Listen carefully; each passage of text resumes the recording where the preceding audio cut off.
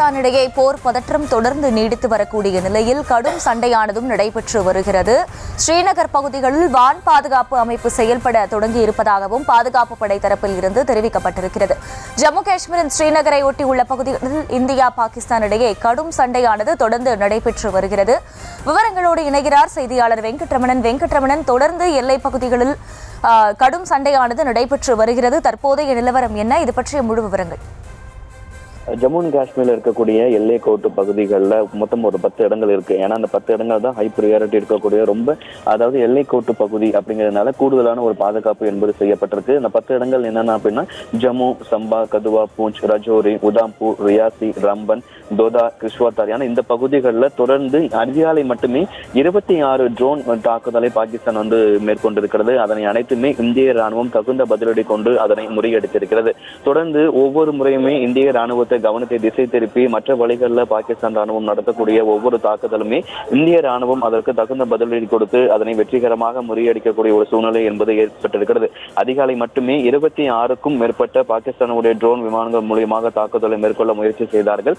அதை அனைத்துமே இந்திய ராணுவம் தகுந்த பதிலடி கொடுத்து அதனை தகர்த்திருக்கிறது. ஏன்னா நேற்று விங் கமாண்டர் வியோமிகா சிங் செய்தியாளர் சந்திப்பு கூட என்ன சொல்லியிருந்தாங்க அப்படின்னா, நேற்று ஒரு நாளுக்கு முன்பாக மட்டுமே ஒரு 300 முதல் 400 ட்ரோன் விமானங்களை வைத்து பாகிஸ்தான் இந்தியாவை தாக்க முயற்சி செய்ததாக அவர்கள் தெரிவித்திருந்தார்கள். இந்த நிலையில மட்டுமே இன்று அதிகாலை மட்டுமே இந்த எல்லைக்கோட்டு பகுதிகளில் குறிப்பாக சம்பா, பூஞ்ச், கதுவா, ரஜோரி உள்ளிட்ட பகுதிகளில் இன்று அதிகாலை மட்டும் 26 ட்ரோன் விமானங்களை கொண்டு பாகிஸ்தான் ராணுவம் தாக்க முயற்சி செய்தது. குறிப்பாக யாருக்கும் எந்த விதமான பாதிப்பும் ஏற்படுவதற்கு முன்னதாகவே இந்திய ராணுவம் தகுந்த பதிலடி கொண்டு அதனை வெற்றிகரமாக முறியடித்திருக்கிறது. ஏன்னா ஒவ்வொரு முறையுமே நேற்று அந்த பாகிஸ்தான் அனுப்பக்கூடிய ஒவ்வொரு ட்ரோன் விமானங்களை பாகங்களை எடுத்து பார்க்கும் பொழுது அது ஏற்கனவே இந்திய ராணுவம் ஐடென்டிஃபை பண்ணியிருக்காங்க. அது ஒரு துருக்கியில தயாரிக்கப்பட்டவை அப்படின்னு சொல்லி ஏற்கனவே இந்திய ராணுவம் அதனை ஐடென்டிஃபை பண்ணியிருக்காங்க. நேற்று ஒரு நாள் மட்டுமே 300 முதல் 400 ட்ரோன் விமானங்களை பயன்படுத்தி பாகிஸ்தான் இந்தியாவை தாக்க முயற்சி செய்ததாகவும் அதனை அனைத்துமே வெற்றிகரமாக இந்திய ராணுவம் வெற்றிகரமாக அதை முறியடித்திருக்கிறது என்ற ஒரு தகவலை நேற்றைய தினமே செய்தியாளர் சந்திப்பில் விங் கமாண்டர் வியோமிகா சிங் தெரிவிச்சிருந்தாங்க.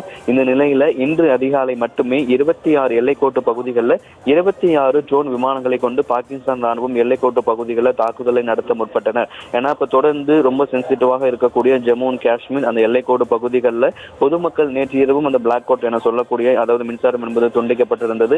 ஏன்னா அந்த சமயத்தில் பாகிஸ்தான் ஒரு ட்ரோன் விமானங்கள் மூலியமாகவோ அதாவது மற்ற வான்வெளி தாக்குதல் மூலியமாகவோ பாகிஸ்தான் தாக்குதல் நடத்தும் பொழுது அதனை ஈஸியா ஐடென்டிஃபை பண்றதுக்காக நேற்றும் அந்த பிளாக் அவுட் என்பது செய்யப்பட்டது.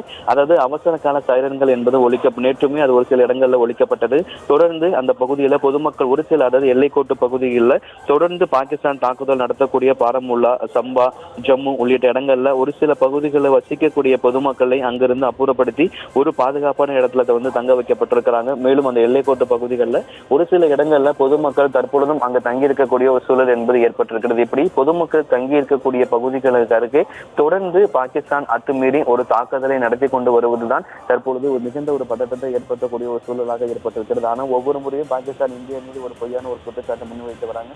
பொதுமக்கள் மீது தாக்குதல் நடத்துறாங்க, மத வழிபாட்டுக்காரர்கள் மீது தாக்குதல் நடத்துறாங்க அப்படின்ட்டு பாகிஸ்தான் ஒரு பொய்யான குற்றச்சாட்டை கூட பாகிஸ்தான்